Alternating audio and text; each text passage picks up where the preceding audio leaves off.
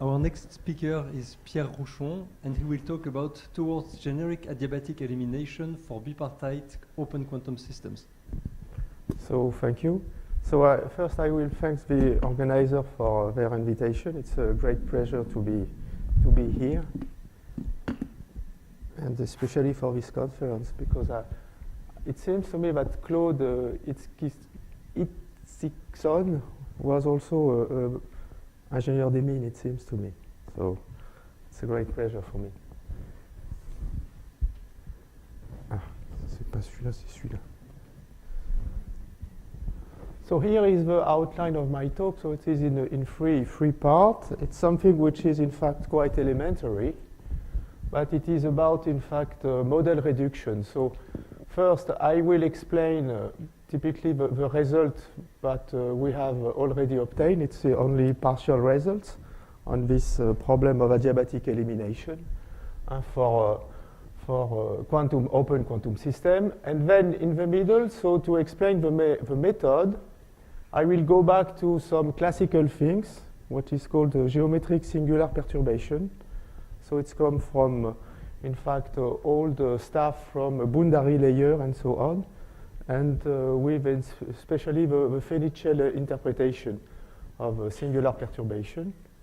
And then I will explain, in fact, the picture, how to do the computation to eliminate, in fact, some fast relaxing part in a quantum system.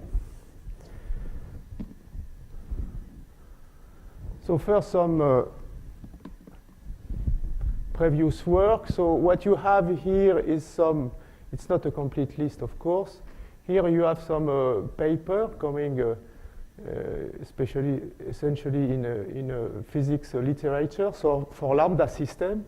So maybe I can use the blackboard to explain for the lambda system what kind of system it is. So you have some system with two states or ground manifold, and here you have, for example, an excited state, which is in fact a quite short lifetime. So you have some relaxation with gamma 1 here and gamma 2 here, okay? This is something clearly. And here you have coherent drive, okay? And between this, you can eliminate, if gamma 1 and gamma 2 are large enough, okay? You can eliminate this degree of freedoms. And what you have here, you may have what is called the dark state, and you may have something which is coherent population trapping. So it is something which is, in a certain sense, related to all things. So there are some systematic things. When you take more complex system like this, like lambda system, you can also use V system. So there are the paper of Etienne Brion. So I have worked also with Maziar on this, published in Automatic Control Community, and you have also more recent paper of Sorensen team. You have more general things where, in fact, this is a special structure of your system. And especially, it is something, I will say the more general paper is this one. It is related to the Schiffer-Wolf formalism. So the Schiffer-Wolf formalism is when you have, in fact, two regions for the, in fact, the oscillation of the spectrum of your system. Okay, it is something like this. So Schiffer-Wolf, it is something like this. So you have your spectrum. Okay, so here it is the imaginary. Here it is the real part. And typically what you have some part of your spectrum is here. So in this, it is in this region. Another part of the spectrum is this region. You have a gap here. And you want to have some coupling between the two, and you want to have the influence of the gap of this high energy level on the dynamics here, to have an effective Hamiltonian and so on. So this is the classical Schiffer-Wolf, in fact, method, so a perturbation method on Hamiltonian system. And when, in fact, you had some dissipation, in a certain sense, you shift the spectrum like this with some part, okay, with relaxation.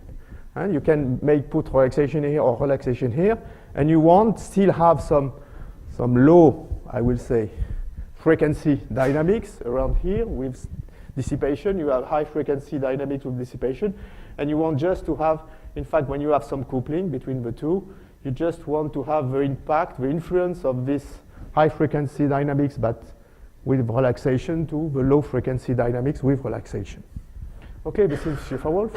And I will consider here, so it is typically this, but you can also consider something where, in fact, the spectrum is well separated, but in not, you don't have a gap in the vertical place, okay, but you have a gap in the horizontal place.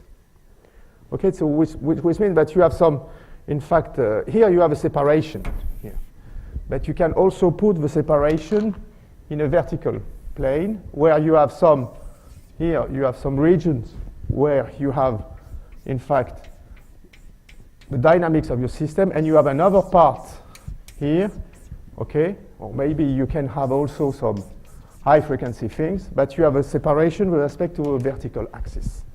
Okay, so usually you use the separation of the spectrum with respect to the horizontal axis because you have a gap in energy. And here I will consider the separation with respect to a vertical axis, which is, in a certain sense, you have a gap, but in relaxation. Okay, these things. So, and you have especially some interesting paper of Zanardi, recent one, with, and also of Mandaline Gutta from UK. And this is, all these things, it is in fact for either, in fact, for Schrödinger equation or for stochastic master equation, Lindblad master equation. And here you have also similar things, but not well developed for, in fact, stochastic master equation. So you put some stochasticity due to the measurement back action and so on.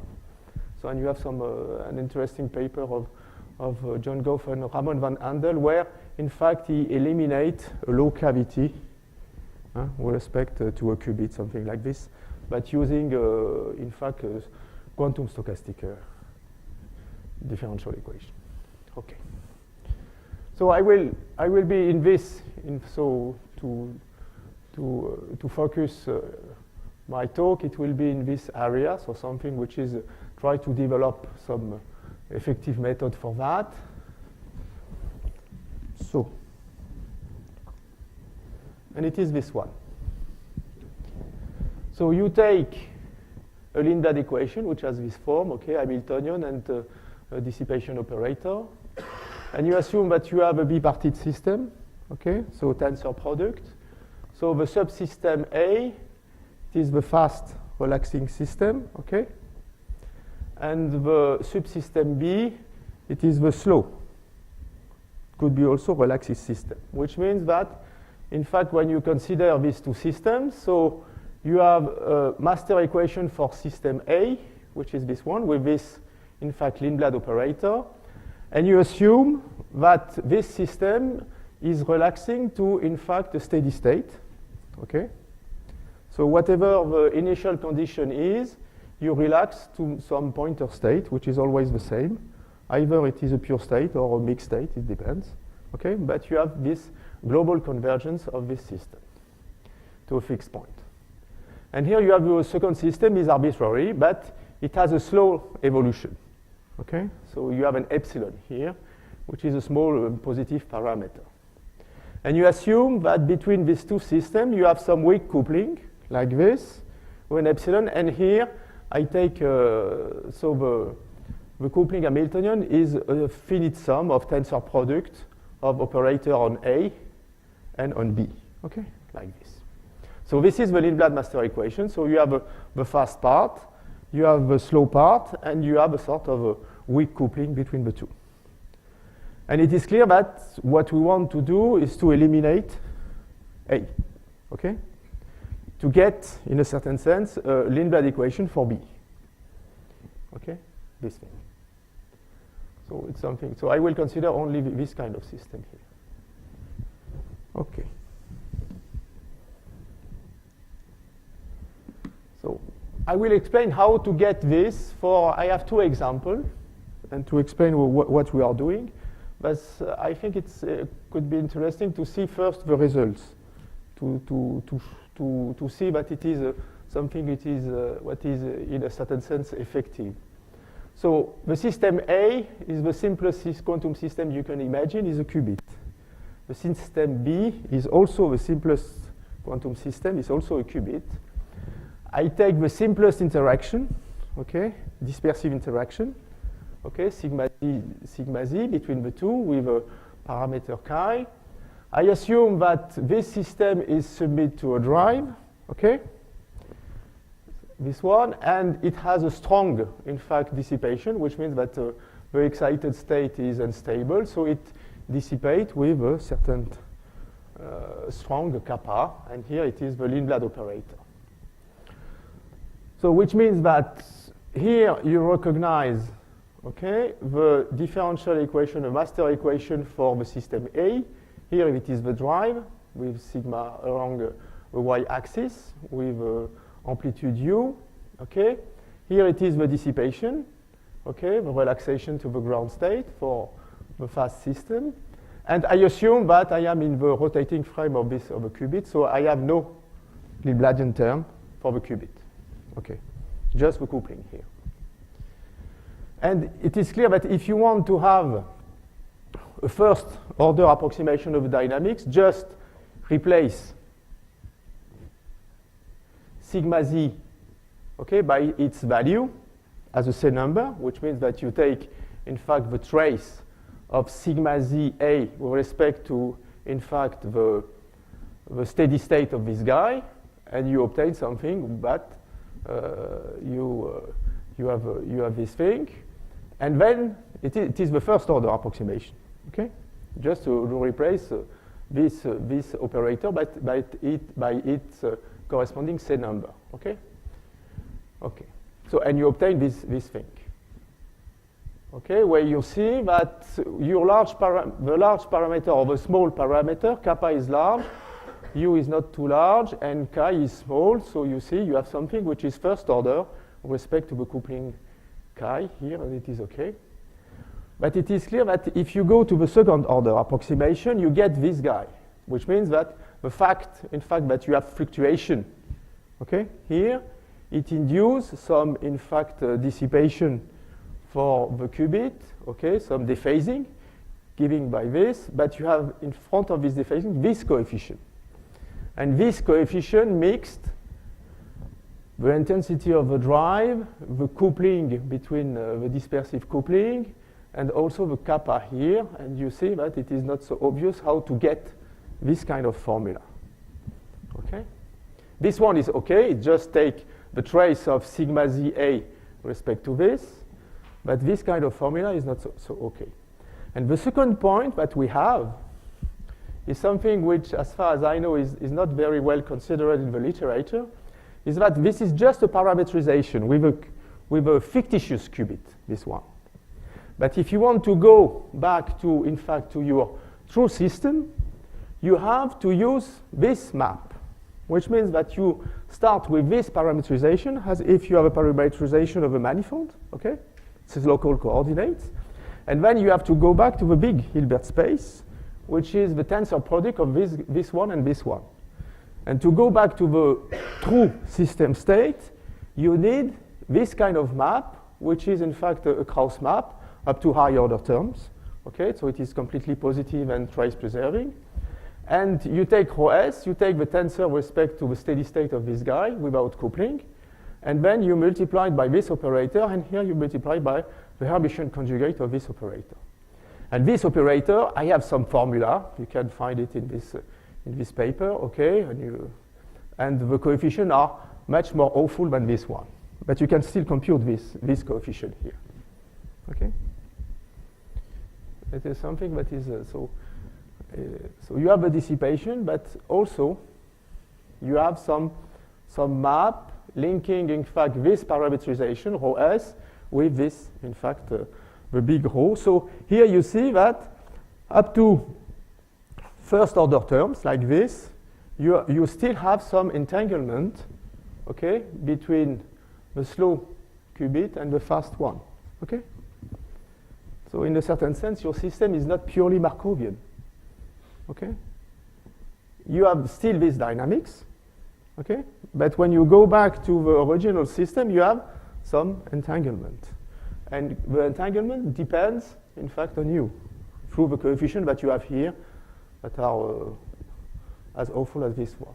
And the last point on this thing is assume that U is very large.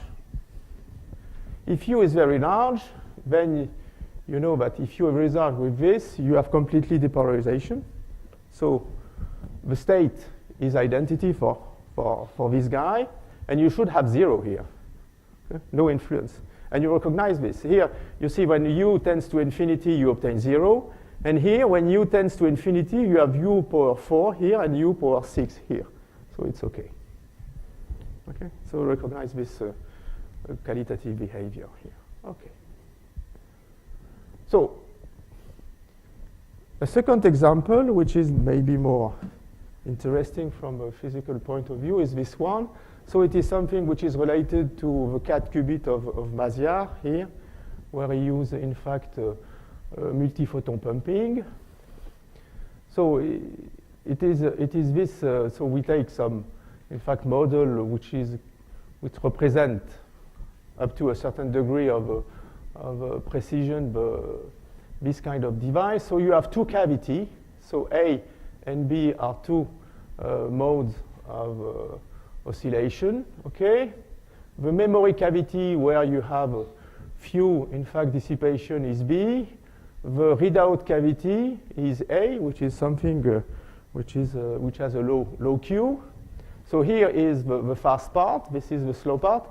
And between the two, you put a Josephson junction to get, in fact, this nonlinear Hamiltonian coupling, which when you exchange, so you exchange here A is you destroyed 1 photon inside, in fact, the low Q cavity, and you generate at the same time 2 photons in the memory cavity, and you have, in fact, the symmetric process here. This is this 2-photon pumping Hamiltonian, okay, with a certain coefficient G. This is the interaction.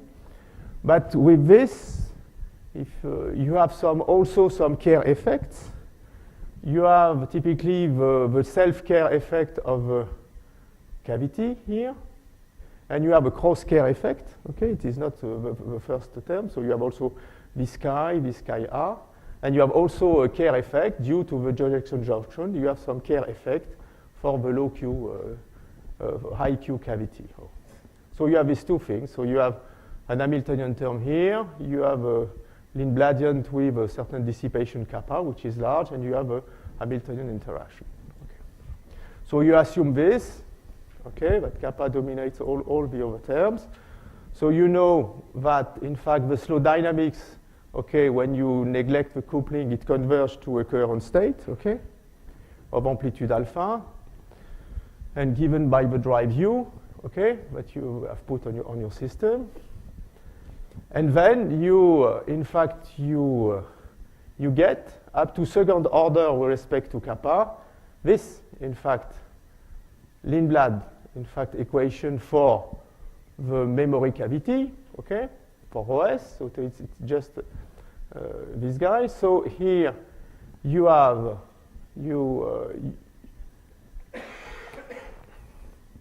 you have here, you recognize here, you replace this guy by the same number, which is alpha square. You obtain this one.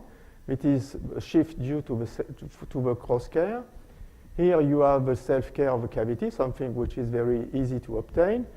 This guy here is something, in fact, which is also simple to obtain. Just replace, in fact, A and A dag, okay, but by alpha, you obtain this guy. So it is just pure, in fact, a Zeno effect, I will say, these things.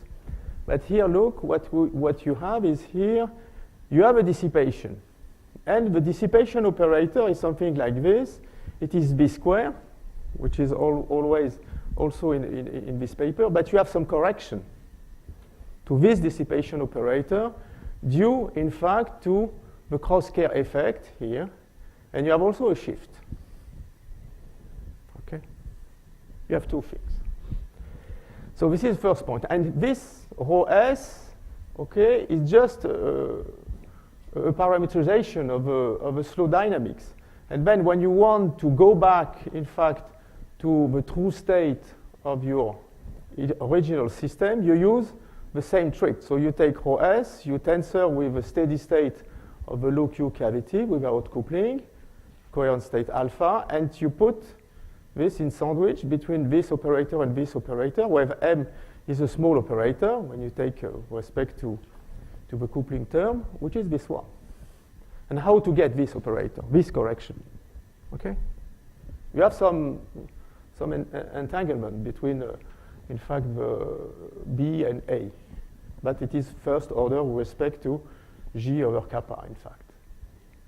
Okay. Well, so two things. So what we have obtained for this kind of system, we will see it is general formula, in fact, for the second order approximation of the slow dynamics, and first order formula for this, in fact, for this map, to recover the true state of the system. Okay. But now, what is the method to get these things? So I will go back to the second part of my talk now. It is on model reduction and geometric singular perturbation. It is something like this. So take a differential equation like this with X a large state space, okay? And you ask what is a dynamical reduced model for this guy? And from a mathematical point of view, you say, well, I have to find a manifold, okay, which is invariant, which means that if I initialize my system on the manifold, I stay on the manifold, and which is also attractive, okay? And then I will say I will neglect, in fact, the relaxation of my system to this invariant manifold, and what I have to do is to compute the equation of this manifold, okay? And also to have, at least with approximation, the dynamics of this manifold. But my data is this guy. And usually I do not have closed formula for, in fact, the solution of this differential equation. So I have to do some manipulation. So knowing V, how to get sigma, and how to get the restriction, in fact, of the dynamics to sigma, which is something which is meaningful, and how to parameterize this. So if you look in the literature, what you can use is the fact that you assume that you have a separation of time scale. So assume that the contraction to this invariant manifold is fast, with respect then to a sort of slow evolution on the manifold. So which means that when you look, this is the phase portrait, okay, of Poincaré of a differential equation. So you have this is the trajectory starting with this initial position, which means that when you are outside the manifold, the vector field is large. It points towards the manifold, okay? And when you reach more or less the manifold, the vector fields become to be small, okay? And in a certain sense, your situation is close to this one, okay? You have fast relaxation to a manifold of steady state. Okay, so you put an epsilon, you say that this is these things that I know perfectly. It is exactly when I consider my system with epsilon is equal to 0. And when epsilon is small but positive, I have this guy. So the fact that I have a strict contraction to the manifold which preserves the existence of a manifold, it is robust to a small perturbation of the vector fields. And then I have to compute, in fact, the evolution of these vector fields, right, on the manifold. So which means that, and this is typically the definition of Fenichel. So your dynamics is close to a dynamics like this, V bar, and V bar is something which is degenerate, which means that when you look at the steady state of this guy, okay, usually it is isolated point because you have enough equation, the same number of equations as unknown, but this V bar, in fact, this algebraic system is degenerate, and it defines, in fact, a steady state manifold of dimension ns, okay? And when you consider, in fact, at each steady state, in fact, the eigenvalue of a Jacobian function here, it has exactly the complementary number, the complement number to n, so n minus ns, eigenvalue with real negative part. Okay. And there is a situation, in fact, where, in fact, this reduction is very simple. It is this one. It is when the vector field is quasi-vertical in the modeling variables. Okay, which means that you have two set of components. The components versus S, it is the horizontal one, XS, and the component with respect to F, which is the vertical one. And what we see is that, in fact, when I am outside the manifold, in fact, the vector field is vertical and is pointing towards, in fact, the invariant manifold, which is close to, in fact, Vf is equal to 0. Which means that the reduction trick is this one. It is as, I will say, the heuristic method. You put some derivative to 0. So you put this derivative to 0. You get xf as a function of xs. And you replace this inside the dynamics of xs. Okay, and this way you obtain an approximation, and it is okay. And these things go back to, in fact, old stuff of Tikhonov, Russian school. So I have a nice book explaining this by quite recent one. Okay. So it's something which is what is called the quasi-static approximation. So you put some derivative to 0. You express, in fact, some component with respect to the other one, and you put it in the remaining part of the dynamics like this. But you need the epsilon like this. Okay. And what's going on if your vector field is not vertical? If your vector field is not vertical, you can do the same thing, but you need to have this correction here, which is not obvious at all, how to compute this. So you need to have some Jacobian, partial Jacobian matrix of a S and F part, as you see. And typically, let's take this example. You see on this example, you see that when I put epsilon is equal to 0, and I set the derivative to 0, I have the manifold xs is equal to xf. Okay? So, and if I use the naive method consisting of, well, I will take this equation. I know that xf is almost equal to xs. Okay? So I put xs is equal to xf. I plug this into this, and I obtain this slow evolution. Okay? But it is not the correct model, because you have these two here. Okay? It depends. You can do this on this equation, and you obtain something else. Okay, so it's not so easy to do this like this. So the trick is, in fact, to use this formula that you can have using, in fact, center manifold theory. And we have done something. It was quite an old paper that I have done with a colleague, Pascal Duchesne, and where this situation appear in chemical kinetics, where you have fast reaction, okay, and you have slow reaction, which are limited. Okay, with limited rate. And in this case, you may have some kind of stuff. In this case, if you compute with this formula, this guy is equal to -2, and the two other guys are equal to 1 and -1, and you obtain exactly the opposite sign. And this is the correct answer, this one. Okay.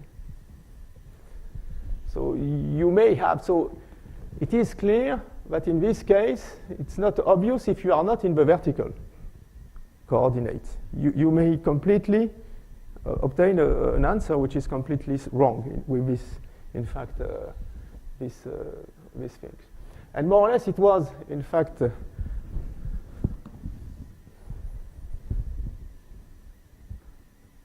yes. It was exactly what pointed out Etienne Brion during when he was visiting Klaus Molmer in the house. It is more or less this phenomena. He said, well, you have to take the good equation. Depends on the, in fact, the way you define energy, the result you obtain. Okay, it is exactly this problem here. So how to do that?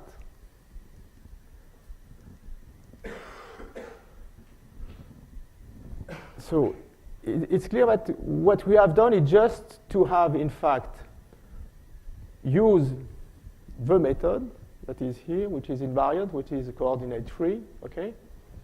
But apply it, in fact, to, a quantum system with some additional specificity. And it is this one. So here you are in the big Hilbert space, which is the tensor product. Here you are in another Hilbert space, which has the dimension of, in fact, the slow Hilbert space. But it is not the same. And what you want, when you want to, in fact, to approximate your system, you want to have a Lindblad equation with, in fact, a slow density operator, ρs. Okay, with respect, you have a first order correction, the second order correction, and so on. But you impose in your computation to be of Lindblad form. So, first thing. And then what you want to have, you want to map this ρs to a big ρ in a linear way. Okay? So you authorize change of variables, change of frame in a certain sense, but through Krauss map. So here you have the small Hilbert space. You go to the big Hilbert space through a Krauss map that I decompose as K0 plus epsilon K1 and so on. And this is a Krauss map, like this. And the trick is, in fact, to get with this and with this Krauss map, in fact, a true solution of your system. So your system, it has a fast relaxation to some, in fact, initial slow evolution, and then you move around this slow evolution. So I have exactly the same geometric picture, okay? But I just use the specific quantum things. First, I want to still have linear equation, okay? But I have a linear system at the end, so I have a linear equation, it's okay. I want to have linear change of coordinates, it's okay, it's a linear system, so I have a linear change of coordinates. But the trick is to have a Lindblad master equation as a slow evolution, and to have a change of variable, which is a Krauss map, to preserve positivity and things. So this is the difficulty of this thing. Okay. So, and then the trick to get,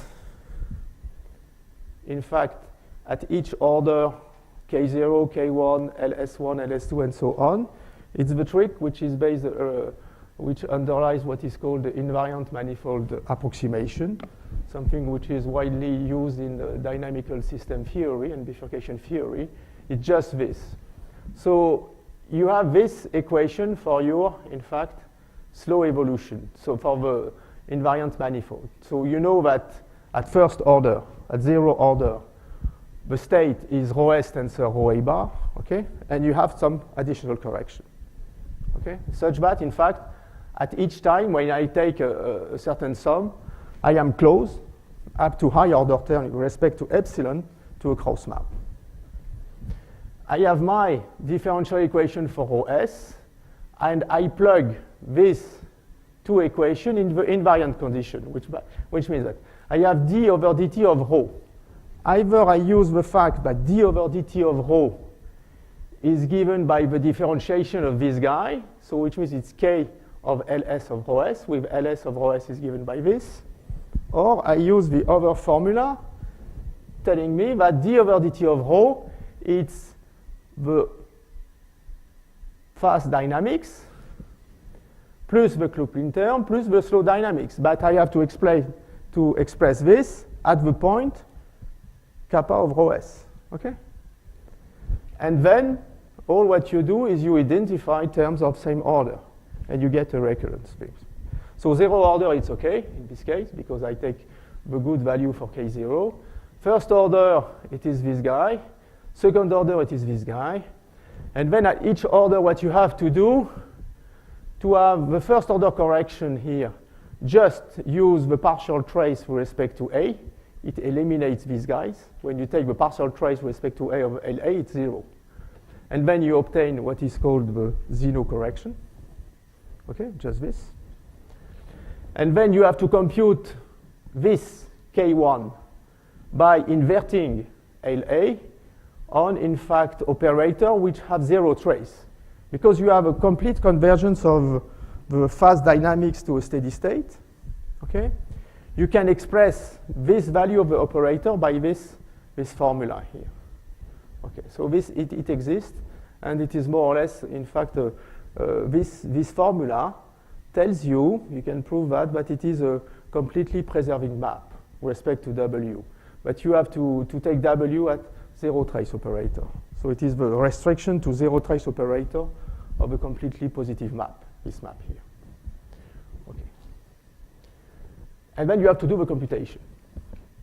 So, and we hope that at each order, we can have here Lindblad term, so which means that I have a second order correction. I can express all this guy as a Lindblad master equation, and up to high order terms, I can express, for example, this guy here as, in fact, up to high order term as a, in fact, Krauss map.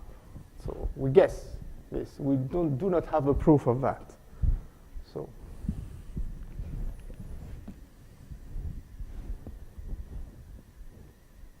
Okay, so it's something which is quite standard, but now the difficulty is there.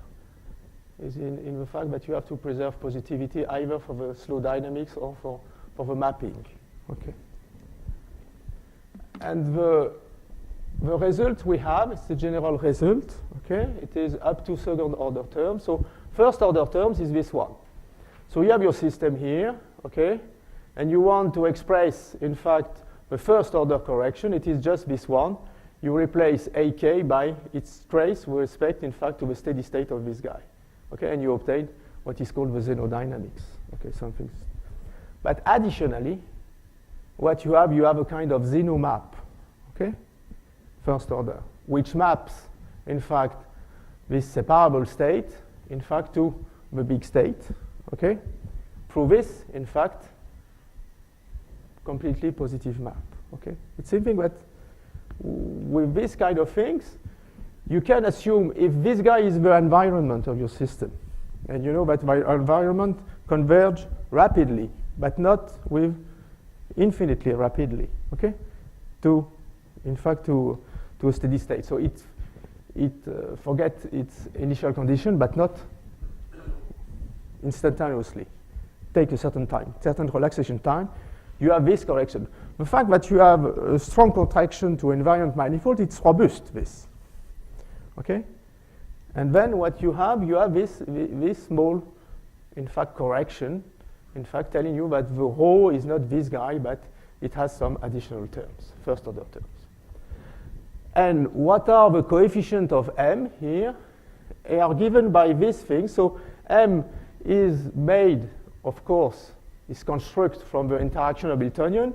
When you replace AK by FK, and FK is given by this formula. So you can prove that even if rho A bar is low rank, is not full rank, you can prove that this guy, whatever in fact the relaxation is in fact always admit in fact this form here. Okay. So first order, so well. Second order. Second order is this one. So you recognize here the first order Zeno effect. You have a second order one, which is a mixture of B, K, and BG, DAG, something like this, with some, in fact, correction. Y with this double endus, K and J. And you have also dissipation operator. And you look, the number of dissipation operator cannot exceed, okay, the number, in fact, of this sum of tensor product. Okay, if I have only one tensor product here, I have only one dissipation operator up to second order. Okay, if I have two, I can have at maximum 2 and so on. Okay, like this. Here, it is the first order because to compute the second order approximation of this map, it's not so easy. So here I have recalled, in fact, the structure of M. And here you have this coefficient, okay, expressing, in fact, the dissipation here, channel for the low slow model, okay, like this. And you have the coefficient here are given, in fact, by this matrix. And this matrix, you can express this matrix. In fact, it is also a positive matrix and so on. So you have some computation here. And you can prove that in the general situation, you still have, in fact, a positive matrix here and so on. So I will not enter much into the detail and something like this. Okay. So this is the anti-symmetric part, this is the symmetric part, and the symmetric part gives you, in fact, the dissipation operator. Okay, this thing. So we're soon finished. Okay. But the difficulty in this computation is to compute the inverse of the Lindbladian. Okay, it's not easy. Okay, so you have the Lindblad equation. You know that your fast equation converges to a steady state, okay? And you have to compute the inverse of this Lindbladian. Okay. For a qubit, it is okay, because you have to inverse a 3x3 matrix. And this explains, in fact, some nasty formula with U, kappa, and so on, U square, and so on. We can do the computation by hand, okay, for a qubit. But for also, in a certain sense, for a harmonic oscillator, we can do that. Because we have this thing for a harmonic oscillator. We can do the computation because we have this formula. So if I take this guy, okay, which is a damped harmonic oscillator with some detuning. So I had some detuning here. It converges, it is a standard things in quantum optics to a coherent state, which has this complex amplitude. And when you want to solve this equation with respect to x, so you can compute it by this equation, since we have, for this guy, we have an explicit expression of a propagator. The explicit expression of a propagator for this guy is given by this formula with a certain number, with an infinite sum, okay? And with some, and d alpha is the displacement, okay, operator of amplitude alpha, okay? And if you applied this thing on something like this, okay, corresponding to what we need, okay, to compute, in fact, the f here, since I know the fk rho a bar, I know how to compute this thing, okay? So if I use this, then you have only just this integral. Here I did only the first n is equal to 0 in this sum. The other terms are 0. And then you recognize that what I have to do is to take, in fact, this integral, and I take, so this, in fact, operator, depending only on the photon number and on time. Here it is the integration variables, okay? And sandwich displaced of quantity alpha, and then apply this operator on A rho A bar, with A being either A dag or A dag square and so on. And you can do the computation in this case. Okay, it's the way we do that. Okay, but in general, it's difficult to use this. It's not so simple. Okay. So now I am finished. So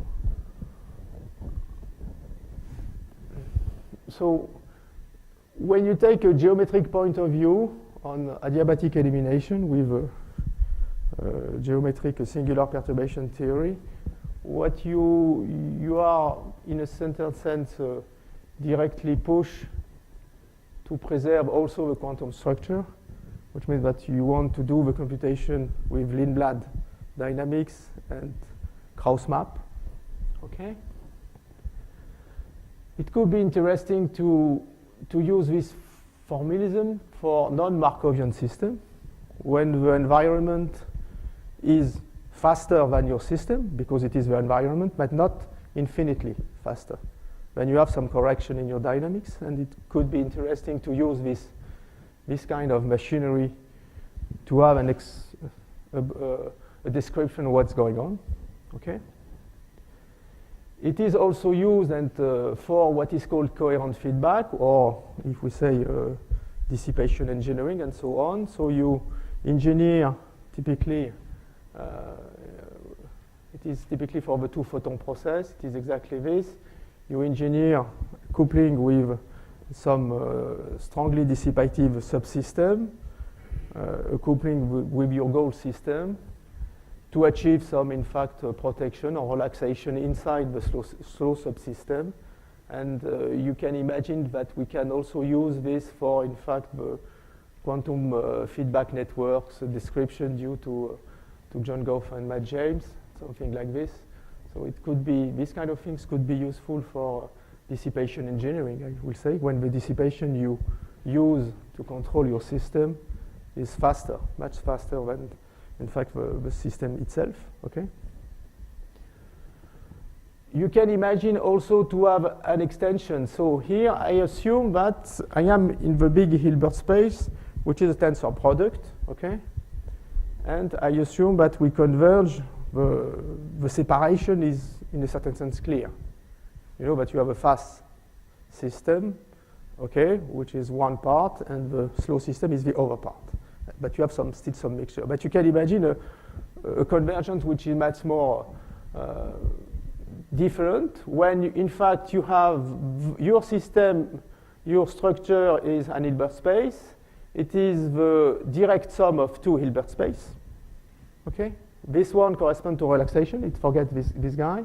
And this one is H infinity. And H infinity, it is a direct sum of a certain sum of tensor product, where in each of these guys, so this one is rapid, okay?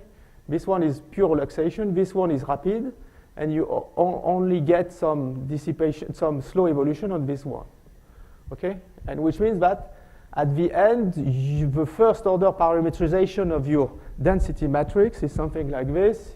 You have a steady state for this guy, and you have density matrix on each subsystem B here like this.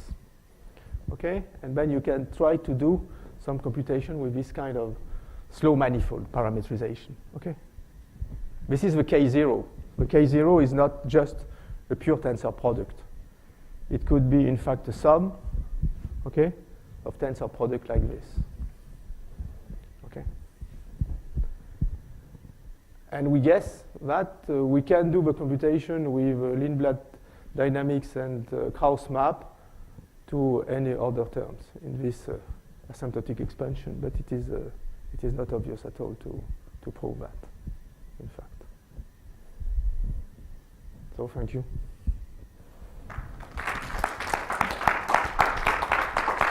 And there will be in 1 year this thing. Maybe you have Borel semester at Institut Envoi Partagé. I organize with Étienne Brion, Eline Diamanti, and Alexei Orzhubsev. Okay, if you are interested. Okay. Questions, comments?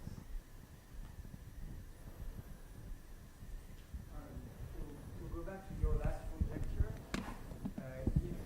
if it turns out to be true, would it mean that you actually never approach non-Markovian dynamics with such expansions?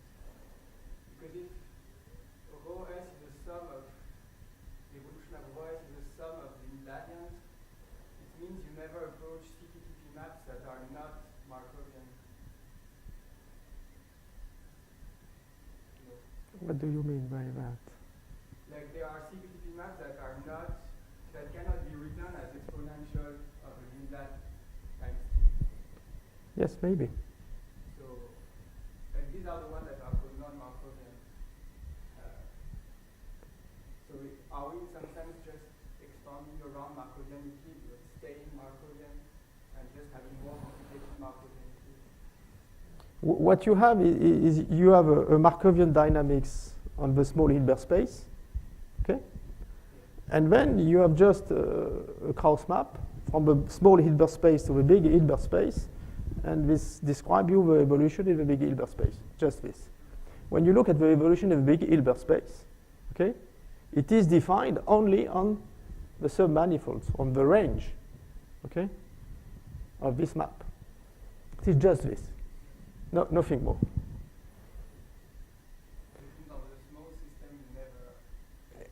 And on the small system, if a conjecture is okay, which means that at any order, okay, the differential equation I get for the operator OS is up to higher order correction. You need the higher order correction.